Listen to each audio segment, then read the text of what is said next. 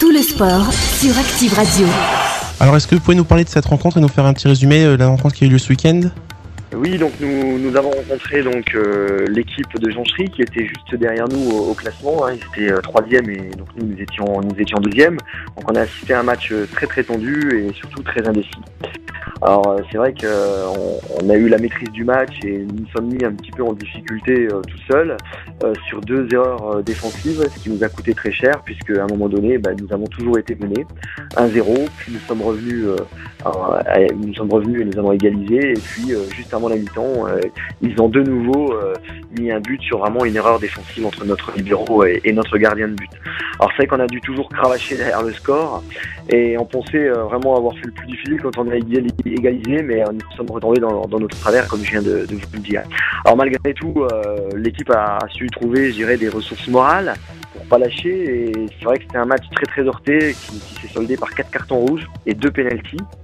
2 cartons rouges pour nous et 2 pour eux bien évidemment, et nous avons eu 2 pénaltys en notre faveur. Alors le tournant du match, effectivement, ça a été l'expulsion du gardien adverse de Jonchery et surtout le coup franc qui en a suivi nous a permis d'égaliser sur un magistral coup franc de Cyril Schneider en pleine lucarne. D'ailleurs c'est encore lui qui, d'une belle frappe à ras de terre dans le petit filet, nous donne l'avantage avant d'inscrire un 4e but sur pénalty par Cédric Dojar. Alors c'est vrai que la victoire a été très très longue à se dessiner. Elle nous permet de distancer largement notre adversaire du jour au classement. C'est une bonne opération comptable, mais par contre elle nous coûte cher puisque nous perdons 3 nouveaux joueurs, 2 exclus et puis surtout un nouveau blessé. Et concernant une belle rencontre qui vous attend ce week-end en coupe, vous pouvez nous en parler ? Oui, alors nous recevons nos amis de Bayard pour le camp de 8e de finale de la Coupe d'Haute-Marne.